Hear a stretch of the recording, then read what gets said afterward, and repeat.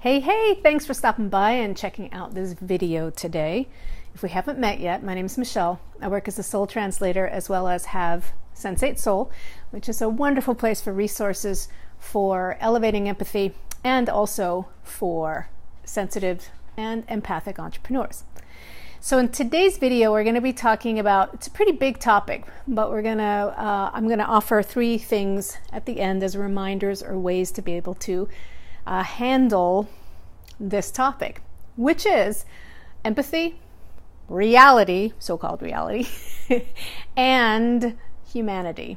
So there are a couple different type of empaths. There's the core 4 type, like as I teach in the Empowered Empath Soul Camp. And if you're new to being an empath, realizing that you are one, or if you are wanting to learn more about what that means, to be an empath or empathic, there's a little distinction between the two.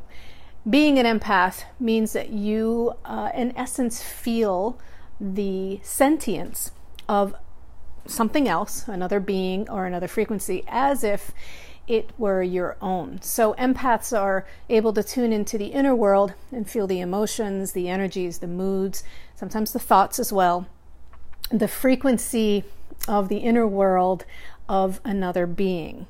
So basically what sentience is life. And there's a whole spectrum of consciousness on that sentience. So some people say, for instance, animals and plants don't have feelings. I think that's absolute BS. If you've ever read The Secret Life of Plants or Botany of Desire, and animals are like the absolute, I think they're master empaths, and we have a lot to learn from them, actually.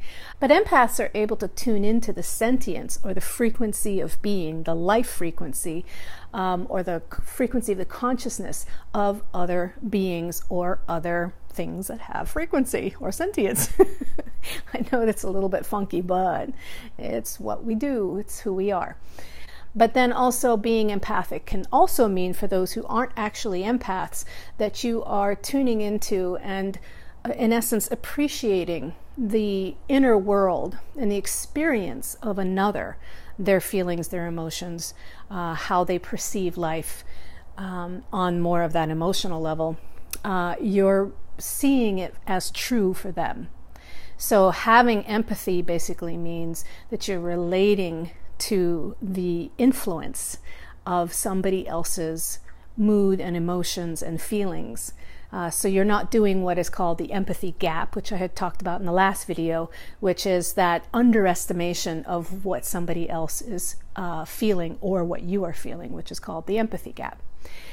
Okay, so I'm also going to share a story here to help talk about this.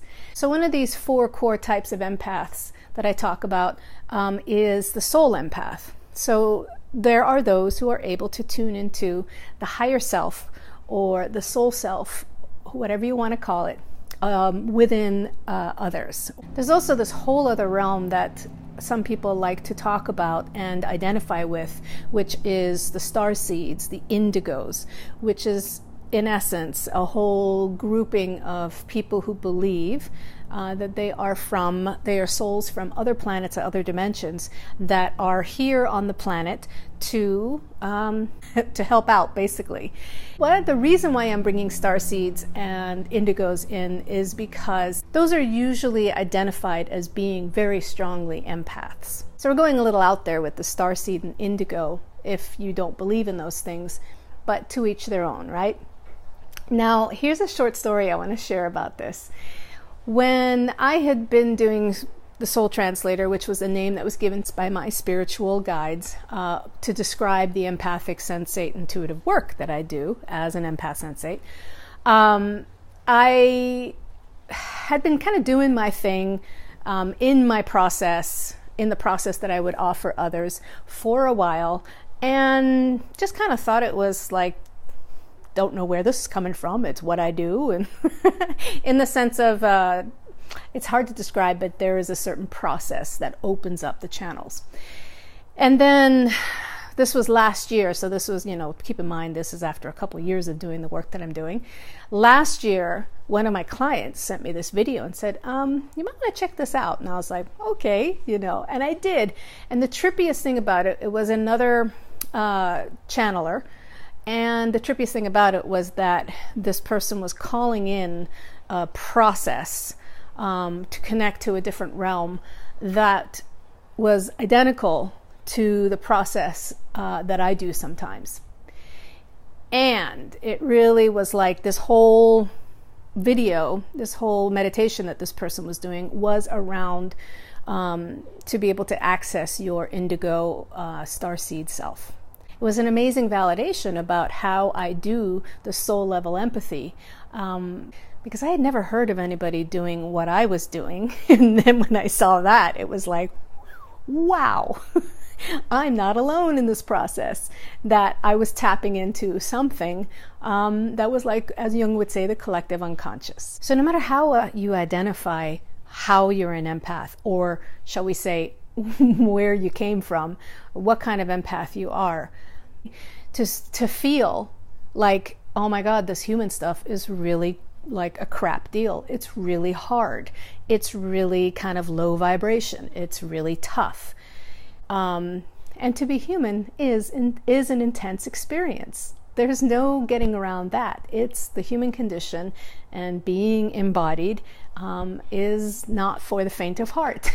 And this is particularly true if you're an empath, because I define also empathy as it's like embodied compassion. And it's like compassion in action.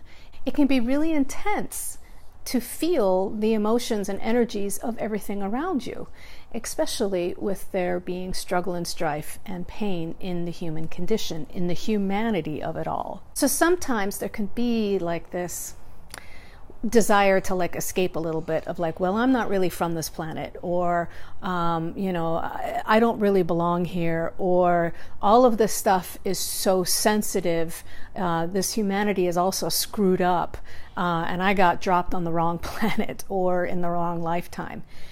And there can be like this either shutting down and numbing out the empathic sensitivity, or there can be that, idea of like, okay, well, I'm just going to believe that I'm going to ascend and that I don't have to deal with the humanity of being human. I don't mean to be insulting in any way to those who identify as empathic starseeds or indigos. I do myself. However, also it's like, what, we're here and we're human. And this is the experience that you and your soul chose. And I absolutely believe that. Because if it's real, if you're here, it is true. The inconvenient truth, right? And also, as some say, which I totally believe and love and feel, the unbearable lightness of being. And part of being a sensitive and empath is learning how that can become more bearable around your sensitivities, so that you can use them as an elevated sense of aliveness and being connected to all that matters to you, and the beautiful intimate connections that we have through deep empathy and action, compassionate embodiment. And sometimes this idea of that we need to just, ascend and leave all of the humanity behind can be a temptation and a way to check out, kind of, a way to not feel as much, a way to feel kind of above or separated from the muck and messiness of humanity. And the thing is that that's actually, it's like, chopping off your nose to spite your face, because you still have to be human. We still have to be honoring and dealing with our human side. We all do, no matter how you identify. Being a human means feeling and experiencing the human experience. Now let me get back to the thing about being an empath and feeling the soul or feeling the higher good of another person. This is a place of a lot of disconnect and confusion for empaths, and it also can be a place of a lot of trauma in relationships. Because as an empath, you're able to tune into and feel and see this, the more whole soul self of the other person. So sometimes we'll have this real disconnect experience around, but I feel and see all of your amazingness and your goodness. And then there's this other stuff that is really confusing that I still have to deal with. How about for yourself? So sometimes empaths are hardest on themselves because we have this hypersensitivity to disconnection and also to criticism because of our sensitivity. So when we feel like we're getting stuck in the everyday human stuff or the human judgment or the human lack of compassion, we can be really, really hard on ourselves because we're so sensitive to that anyway. I know it sounds funny, but it's just this kind of catch-22. But with more awareness, we can have greater and greater access to strong, healthy empathy with ourselves and with others.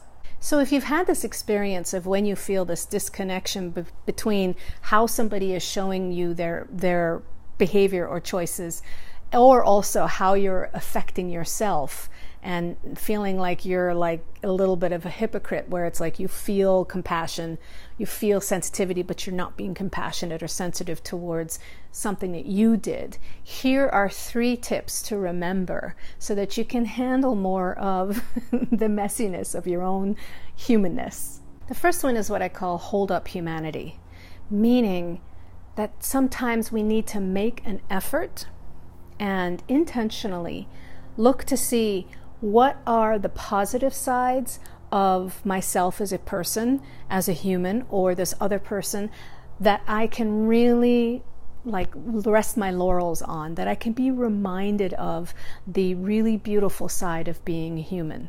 So this is when you do want to connect into the heart of being human. So there's a lot of different ways to do that, whether it is writing gratitude lists or reminding yourself of good deeds that you've done or that other people have done.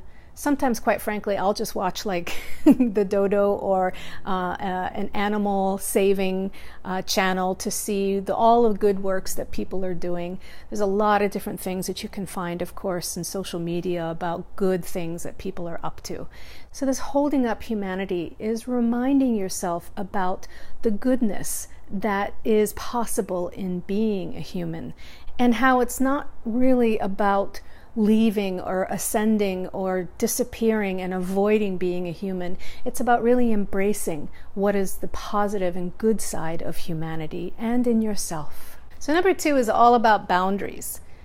When you hold up the humanity and tap into the goodness around you of yourself and of other people, this doesn't mean you ignore boundaries. If you're feeling that somebody's humanness and what they're choosing to do or not do is some sort of, is harming you in any way, and please, this is especially true if you're in any sort of toxic situation, because that's just not okay if you are emotionally or in any sort of physical danger or abusive situation. So this is not like, oh, I'm going to continue to see the good in this person, meanwhile I'm unsafe. No, not at all. Having your boundary means you put yourself in a place where you feel safe and you choose your own self-preservation and protection because you are worthy of that, and you don't need to take on anybody else's toxic choices or energies. The third one is, whether this is for yourself or another person, and this is like one step deeper of the first point, is keep seeing the soul self. And here's a really important reason for this. As empaths, we are incredibly sensitive to criticism, as I mentioned before. When we start going into really strong judgment or criticism of another person, even if what they have done is really uncool, it's harder for us to deal with the bite of that judgment and criticism. And one of the most powerful ways to return to a place of seeing and feeling the whole soul self of yourself or of all others as well is to do a beautiful practice. We do this in the Empowered Empath Soul Camp, which is the Ho'oponopono the practice of forgiveness. All right, there we are. Kind of bit off a lot to chew on this video, but if you like what you've heard, please do give a like to the video or to subscribe to my YouTube channel. I would appreciate that. And you can also find me at the Soul Translator as well as Sensate Soul, so you can find more insider and intimate information and resources that is shared on topics of elevating empathy and also being an empathic entrepreneur, including soul translation. All right, thanks so much for watching and take great care. See you in the next video. Okay, bye.